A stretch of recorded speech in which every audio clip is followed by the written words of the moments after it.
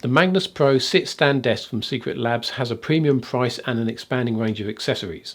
In this video I'll give an overview of the desk and my thoughts on it, and also show you the additional accessories that I 3D printed to customise mine, and which of Secretlabs accessories really doesn't warrant the price. Didn't see that one coming.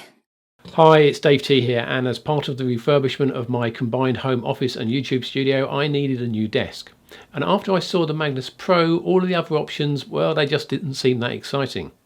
I already have a Secretlabs chair, so the excuse of at least it will match dear tipped it over the edge, and I ordered one from Secretlabs UK.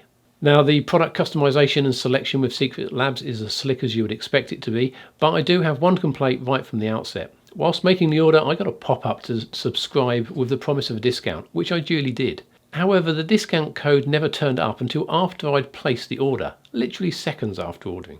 And then the email, small print, limited any subsequent purchases to make it irrelevant to me. Even more annoyingly, I got another offer of a discount code if I left a positive review, but after that came through, again, it was just too restrictive. Frankly, I'd rather they just didn't bother with these incentives unless they are going to be more relevant. Anyway, gripe over with, there was a slight delay of a few days in the delivery, mainly due to getting all of the accessories together. But the communication was thorough, and I can't compliment the delivery company BJS Home Delivery highly enough. There's plenty of videos out there on how to assemble the desk, so I won't go into too much detail, but I will repeat what most Secretlab reviewers have said, in that the unboxing experience feels more satisfying than it probably should do for a piece of furniture. It's a pretty straightforward assembly, but worth noting that you will need a fair bit of space, especially if you buy the larger XL version. Also, you will need someone to help you, especially with turning the assembled desks over. At around 75 kilos, even the standard desk is pretty heavy, but on carpet it's not too difficult to then move around once it's assembled. The cable management tray was one of the main features that attracted me to the Magnus Pro, and even on the shorter Pro as opposed to Pro XL, there is a stack of space in the cable tray. The hinged rear section makes access in the space fairly easy, though I will point out that pretty much half of the tray is actually underneath the desktop, so there's more space than it first appears, but you do need to push things forward toward the front of the desk to gain full advantage. I have both a large 8-gang extension lead as well as a shorter TP-Link Casa Smart extension lead in the tray. Accompanying that, there's my laptop docking hub, more on that later, my USB video switch, and of course all of the usual cables to connect everything. One tip here is to grab a cable management kit from Amazon for about 15 quid. Then attach some of these cable clips along one edge. This allows you to keep all of the power cables in particular neat, which also tends to help keep the extension leads in one place. Another tip is to grab a small USB hub to reduce the number of cables having to come from the PC case to the desktop, while simultaneously giving you more reach on your existing cables. One of the advantages of buying furniture as part of a project where the costs are already spiraling out of control means that there doesn't seem to be much point in saving here and there. Or that's what I told my wife.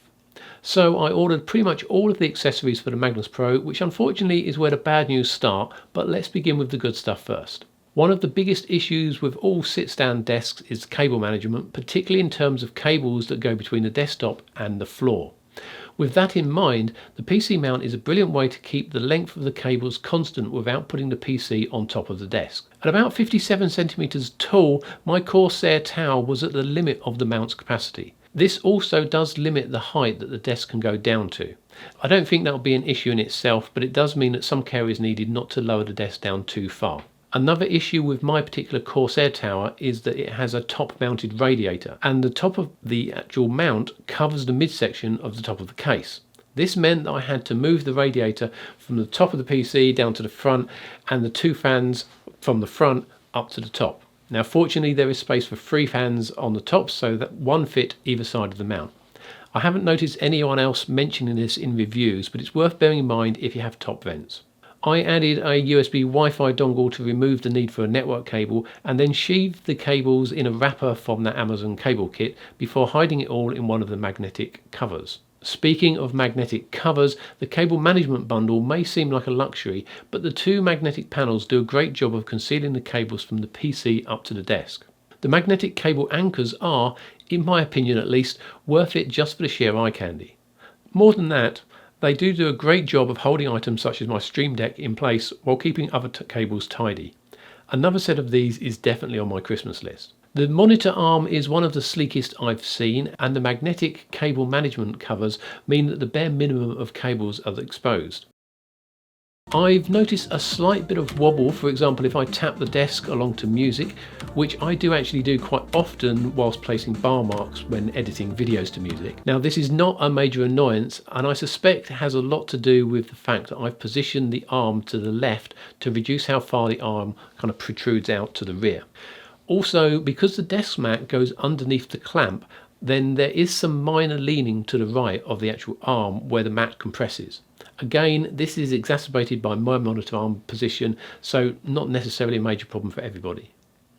The weight limit on the arm is about 15 kilos, which may present a problem if or when I swap to a larger monitor, but it's sufficient for now. The magnetic headphone hanger is so simple but so effective that it really is worth getting if you use a headset. Its minimalist design really does look the part, and the ability to put it pretty much anywhere along the front of the desk is one of the cleverest uses of magnets I've seen. Just in case you are wondering, it won't attach to the end of the desk, but that shouldn't be an issue for most people. It's very secure and unlikely to be knocked off by accident, and I've positioned mine at the left-hand end of the desk and added a 3D printed USB port to the end of the cable channel that runs along each end, but more on that later. The last of the accessories I purchased is the MAGRGB RGB strip, and sadly this is a case of last definitely being least. I was very hopeful about the MAGRGB as I'm planning a number of smart features in my new office, and it is touted as the Smart Lighting Edition. The MAGRGB is actually supplied by Secretlabs but made by Nanoleaf, who as far as I can tell always had a good reputation for smart light systems. To get the good points out of the way first, it's made quite well, and with the exception of having to go around the underside of the monitor arm, fits absolutely perfectly using magnets, so it's easy to move should you want to. Okay, so I actually wrote and recorded an entire section about the issues I had with the MAGRGB, specifically around its so-called smart features. That section alone was going to run to almost 5 minutes, and this video is probably going to run quite long already. In terms of its smart features, if you are happy with using the basic 5 built-in light themes that you can't customize and using those with the button controller, it works fine. If you are okay to control it purely by Bluetooth with the app on the phone, that gives better customization in terms of light patterns, but I found the connection to be glitchy, to say the least, to the point where I would have to actually connect it would work for a while, and it would never then connect again without a full reset of the RGB strip itself. Of course, as I say, your mileage may vary. If, like me, you want to integrate this with a wider smart home system, then I would strongly recommend get something else. The smart functionality is limited, the integration via Thread feels like it's still in beta and puts the MAGRGB outside of Nanoleaf's existing ecosystem. To make matters worse, even when I got it connected, it was unreliable. Having said that, the design of the desk and cable tray access slot really does work well with some form of RGB lighting. There's just something nice about seeing a coloured glow accenting the cable tray edge, so I would strongly recommend giving the MAGRGB a pass and then finding an alternative RGB strip. There are various options around that integrate better with either your PC RGB system or your home automation.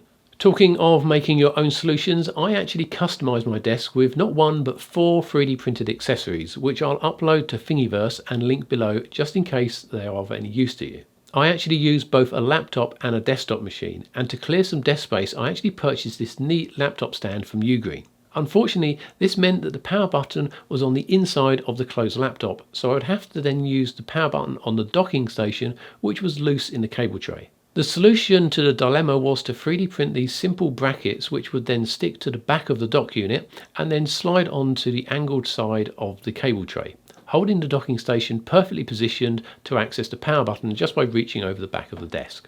My creative soundbar was the next dilemma, with it needing to be centrally mounted on the desk whilst taking up as little room as possible. Some more 3D printed brackets and a couple of small bolts allow the soundbar to be mounted on the hinged cable tray cover.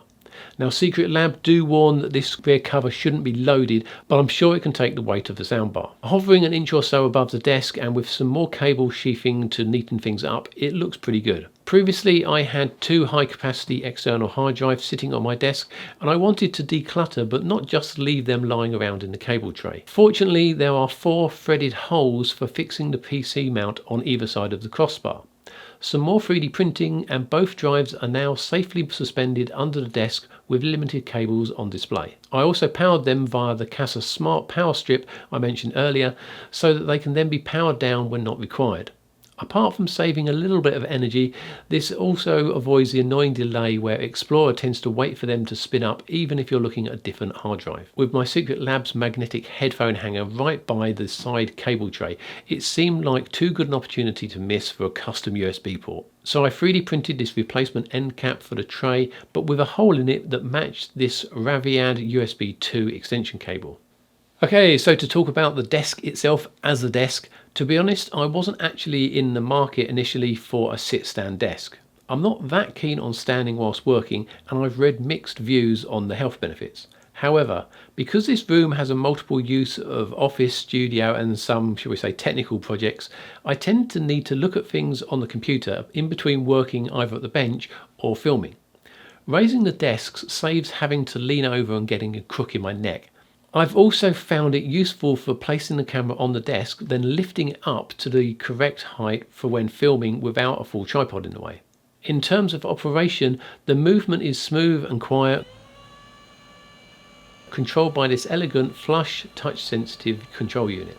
This can be locked, and whilst it will not activate when clothes brush up against it, it will with accidental touches of flesh basically. So it's best to keep it locked when not deliberately changing the height. There are 3 height presets that are chosen by simply touching the 1, 2 or 3 buttons. To set them, manually adjust the height, then touch the S button and then the desired preset button.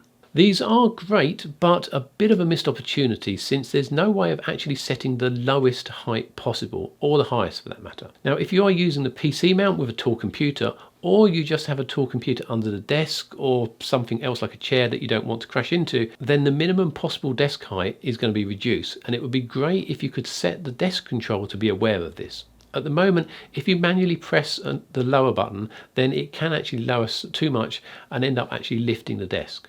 Next, in terms of wobbles, here's some example footage of desk and screen wobble alongside some likely kind of day-to-day actions that might cause these. At the seated height, the only wobble I've noticed is from the monitor, which I mentioned earlier. At higher positions, there is understandably a bit more wobble, but nothing that excessive.